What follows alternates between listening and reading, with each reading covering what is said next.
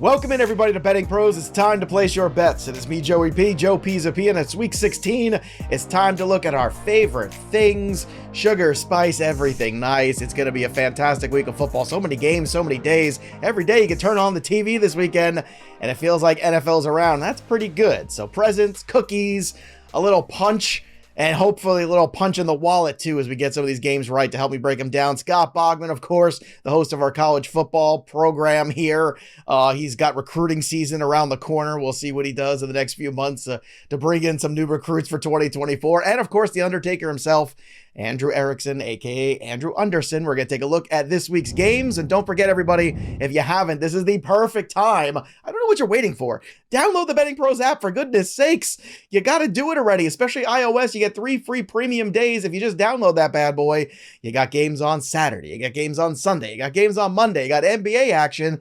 And you've also got NBA action here on our channel. So subscribe to the Betting Pros YouTube. And also check out Fast Break Bets every single Wednesday, every single Friday, 11 a.m. Eastern with Matt Modi. He's the man for NBA, getting you all the winners. So, gentlemen, let's take a look at NFL for this week. It is a fun week of games. Let's start with you, Andrew Erickson. Kick us off here with your picks for week 16. What do you have for the people? Heading over to the Windy City, where I don't think there's going to be a lot of points scored. So I'm going to go with the under 43.5 points between the Arizona Cardinals and the Chicago Bears. The Cardinals are a dome team playing on the road. And we talked about the Cardinals last week playing the 49ers at home. All over the over in that game, because the Cardinals are a team that plays to the over when they play at home. Not the same story when they play on the road.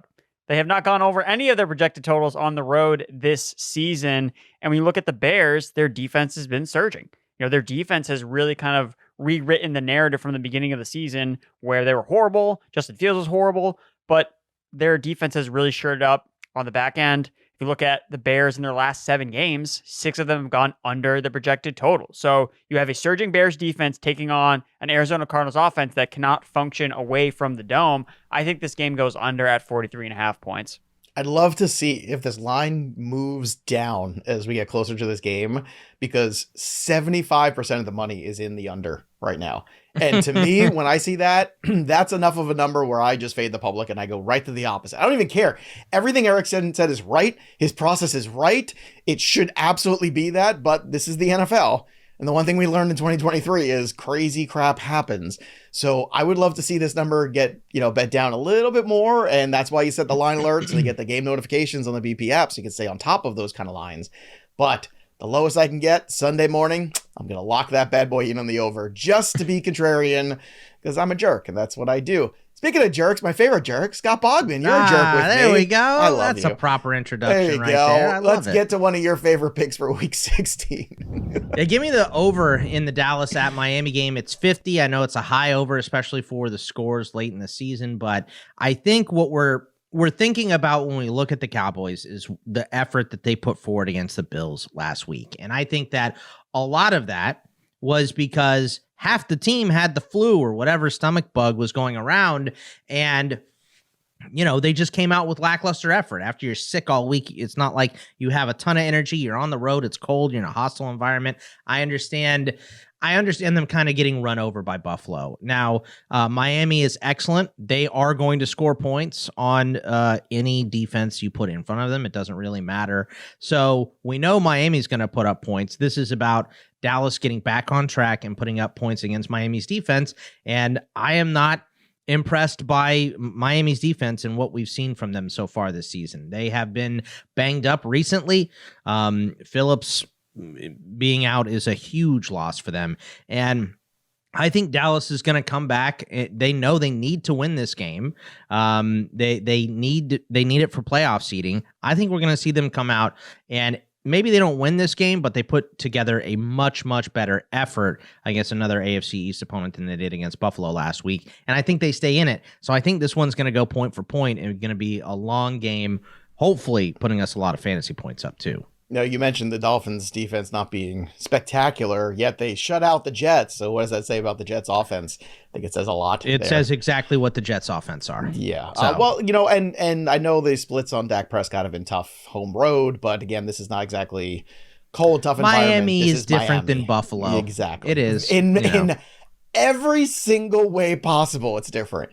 Yes. It's the antithesis. Go look up that word. It's a big word, everybody. All right, so vocab aside, let's get to another pick here. Shakespeare over here. Yes. Doing a show for us. Oh, goodness gracious. Let's get to some more picks here. Do we have... Erickson, you've got some feelings about this game as well. Yeah, I like the Dolphins. -1.5 at home. We talked about, Dallas not being as good of a team on the road versus at home. Well, Miami benefits from home field advantage. Like, they've been really, really good at home this season. 5-2 against the spread, 6-1 straight up at home this year. And I just think from like an X and O standpoint, I think that Miami matches up very well against the Dallas Cowboys. A lot of man defense from Dallas and a lot of guys you can't cover in man on Miami. Yeah, so I think that Tua, he's third in yards per attempt against man coverage this year. So he's one of the more efficient in terms of EPA per play. He's up there in the top 3 against man coverage. So I like the passing game advantage for the Dolphins, assuming they get Tyreek Hill back. All indications are he's going to play, and they're kind of just keeping him out of practice this week as a precaution. They can run the football. Like, we've seen when teams have actually had a chance to run the ball on Dallas, when teams aren't getting murdered by them, they give up a lot of big running plays, and it takes guys like Micah Parsons out of his element. Like, he's not able to rush the passer, so he gets eliminated from the game plan and is not effective at creating pressure against Tua. And we know how quickly they get the ball out. It doesn't matter. If they get the ball so fast, then it's not even going to matter that they have a guy like Parsons. So X and O's standpoint, I really think it does work in favor of Miami, again, playing at home. And then the last kind of thing here, the trend that I kind of like, is Dallas has not covered the spread in 5 straight games as an underdog. 0-3 this season as an underdog. Like, they're not a team that's really been delivered when they're expected to lose. They dominate teams at home that they're expected to win. That's what they do. But when they go on the road and they're not the team that's better, then they don't come through. So I like Miami in this spot. All right, you guys also have some feelings about the Atlanta-Indianapolis game. So, Bogman, let's start with your take on that one, because I know both of you are in on this on different spots. Hey, look, I don't know why Atlanta is favored in this game. I mean, I know why they're favored. It's because they're at home, but that's it. But they've been playing musical chairs at the most important position in football at quarterback. And the effort that they showed against Carolina was just pathetic last week. This is a team that is fading out of the playoff picture. Now, I know a lot of people go, well, Atlanta never really was in the playoff picture. They were. Oh, they 2 were. weeks ago. They absolutely were. That's nonsense. Yeah, against Tampa Bay. That was a huge game. I mean, that they still lost. are technically, because that division is such a yeah, crap like the show. Steelers are, right? Yeah. So they're still technically alive, but they're dead.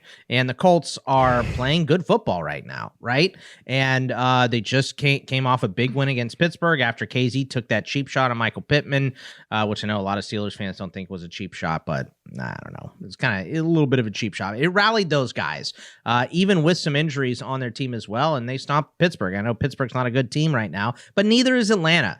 So you have these musical chairs. I think Ritter fits better for what Atlanta wants to do. Heineke doesn't move as well as he does, although he doesn't move terribly or anything. He's not mobile like Kyle enough. Trask. He's not Ritter, but he's mobile enough. He's just not the perfect quarterback for what they do. And even when they have a quarterback that's perfect for what they do, they haven't been making it work. So I think the Colts win this one going away. There's too much indecision. It looks like the Falcons maybe have given up a little bit as well. So I'm just going to roll with the Colts here against a team that does not look inspired to play. All right, so Bogman, you're rolling with the Colts. I am rolling with Bijan Robinson here. I'm wearing my shirt. #free Bijan. I'm starting a trend here. I'm starting the hashtag. Let's go, Arthur Smith. Enough is enough already. Stop it. Just stop it. Erickson, your take on this game, because you've got a different approach to it.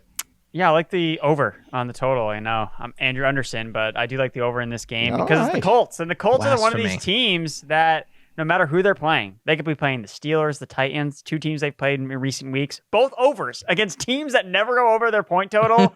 When they play the Colts, you go over your point total. So they're 10-4 towards the over this season. That's got to be the best record. At the over-under of all NFL teams. So with Atlanta playing in a dome where they have traditionally just been better on offense, they're averaging more than 10 points more per game at home than on the road, whether it's Heineke, whether it's Desmond Ritter. Look, I do want to give some semblance to the fact that they are favored. Like, again, I look at the line, I'm like, why are they favored? But it's like, well, because they do play better at home. So I think you're going to get a better effort from them, especially after Carolina is a tougher defense. They're playing in bad weather. So I think the offensive output's going to be better. And if they play Bijan Robinson, it probably will be. So I think there's going to be points on both sides here in a dome. The number's low enough for me at 44. I think that we go over here. the level of furiousness from you when Tyler Algier starts this game for whatever reason. Oh, it's Erickson. just any of us, all of us. Yeah. I mean, all my teams are dead because I played Bijan last week, so it doesn't matter. Well, it's funny. The one of the teams that I had Bijan that was in the playoffs, I had a bye last week, and I was like, thank God. So now I'm hoping for that get right game, but I'm gonna go full Chris Farley. For the love of God, will you please just play Bijan Robinson? This isn't hard. It's not hard. Drive the car You into put a the GD ball in Legend his Bogman. hands and you walk away.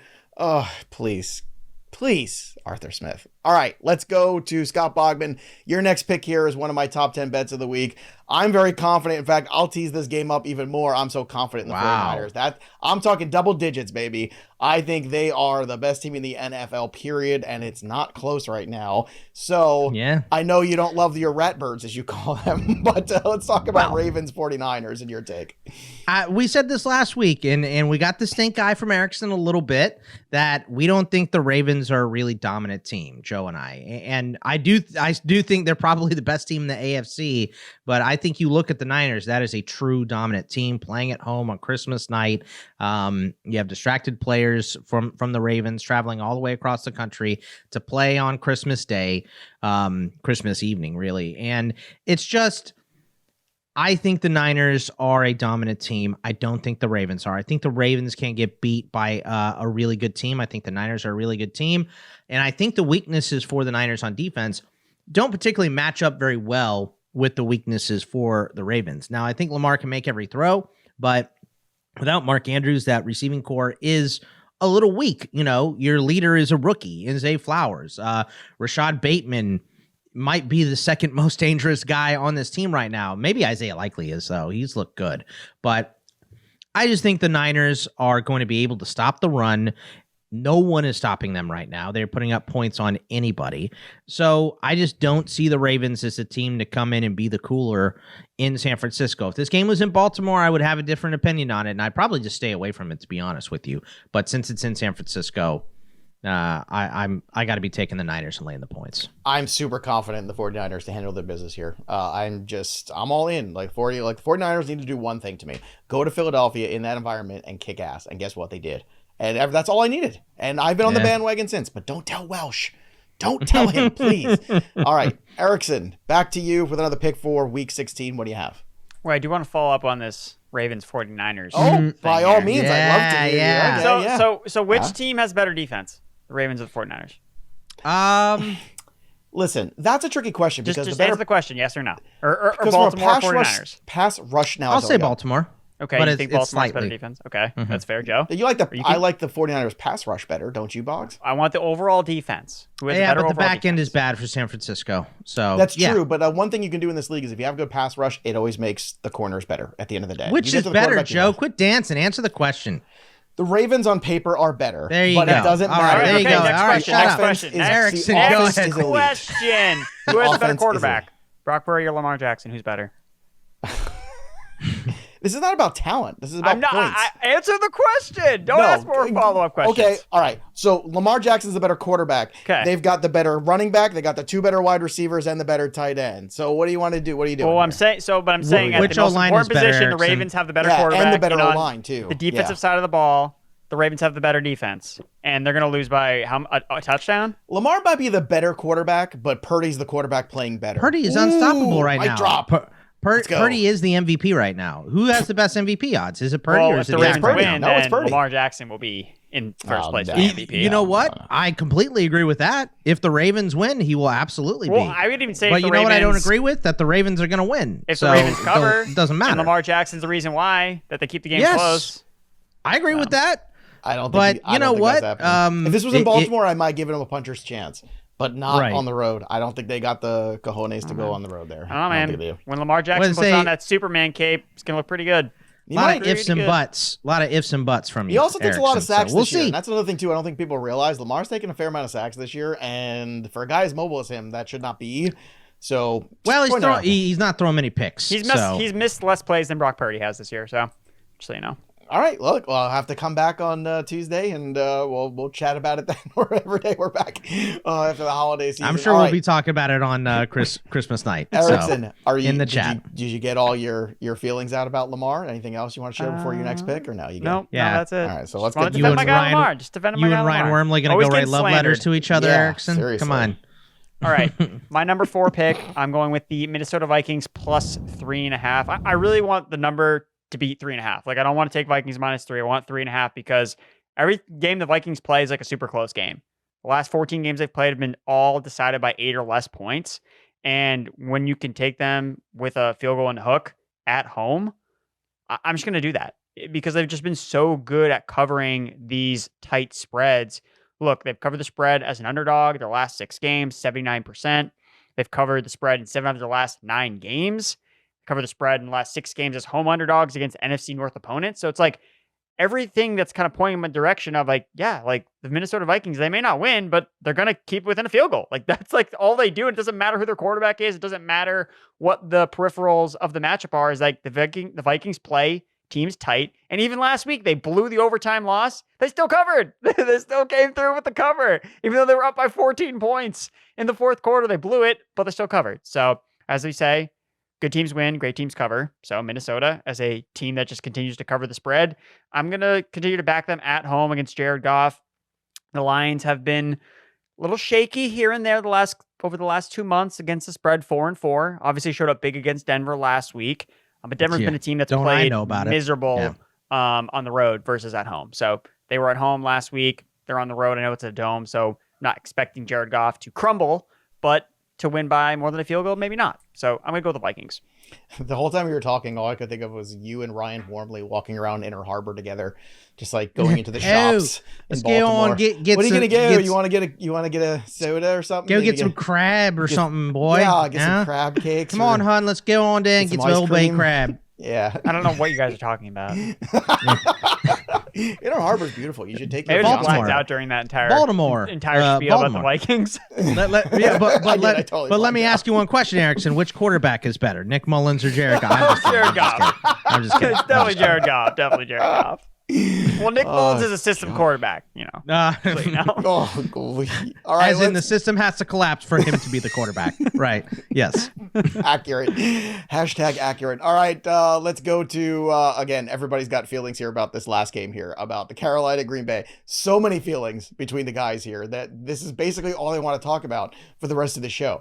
So let's start it off here. Scott Bogman, give us your number 4 and your number 5 picks, since it's all the same thing, and then we'll bounce back to Erickson for the same thing here. Green Bay, Carolina, give us the Bogman take, and then we'll get the Erickson take next. I mean, I don't think you need much analysis here. It's Green Bay minus the points on the road against Carolina. I know they just beat Atlanta, right? But we saw Atlanta pretty much give up in that game, especially at the end. There was weird rain in there too, a lot of weather affecting it. Look, Green Bay is a team that needs to win right now, and Jordan Love is playing well. I know they're down running backs and everything. Aaron Jones, I think, is going to be up for this one. It doesn't matter to me. They're injured. It doesn't matter to me. Carolina has given up. They played tough at home against a division opponent with playoff implications on the line for the Falcons. I understand that. But they won by kicking 3 field goals. It's not like they went out there and dominated. So give me Green Bay. I'm going to lay the points. Give me the under. I see this game as like a 24-3 or 21-7, just something ugly and low scoring. And I just don't think Carolina has it in them to do it 2 weeks in a row. And by do it, I mean be competitive at all. So I think it's going to be a bad game for the Panthers, and the Packers need this win. All right, so you are on the Green Bay side, and then you're on the under for this game as well, correct? Yes. So, I'm very much on the Chuba Hubbard overs for everything. Attempts, I mean, give me the yards, everything. It's been 3 games since Reich got fired, right? And it's 24, 25, and 25 touches. Like, the game plan is hand the ball to Chuba Hubbard. So, and to that under, again, running the football as well, that plays into that under. And Erickson, that's where you are for this game as well, the under 37.5. Yeah, the Panthers are a perfect 6-0 towards the under at home. So Carolina is where projected totals go to die. And you're just going to see that happen here on Sunday. So I think it's an easy underplay. I also like the Packers. I think the thing to note about the Packers is they are one of the most average teams in the NFL. Look at scoring margin. They're 17th. So they've been really bad against covering the spread against teams with losing records, but good against teams with winning records because they're an average team. So when they play above average teams, they play a little bit better versus expectations. When they face bad teams, they play a little bit below expectations because they're just average. But the margin between the Packers and the Panthers is well above average because of how bad the Panthers are. So I think that buying the Packers after they let down backers last week, I think it's a sharp play by Boggs to go on the Packers. And yeah, I agree. Like the under is definitely the move here. And the Panthers offense has been worse at home, like scoring points. They're scoring less than 14 points per game at home this season. And it dates back to last year too. 7 of the Panthers, and just overall, actually, 7 of the Panthers' last 8 games have hit the under. And the Packers coming in on a streak of overs. I think this is where you start to see that streak end. So yes, take the under here in Carolina and Green Bay. It won 9-7 because Crash Davis hit a 2-run shot at the end of the game. I mean, it's just ridiculous. That's a Bull Durham reference, by the way, Erickson. No, he's not that young. You've seen Bull Durham, Erickson. No, I'm just laughing, just so I can fit in. I don't know what you're talking about. Bull, you don't know, right? You don't know Bull Durham. No. It should. It's a good movie. You should watch it. It's good. I was sheltered as a child. I'm going to send you money to rent it or buy it on Amazon. Let's go to the Red Box. Where's he going? Yeah, whatever.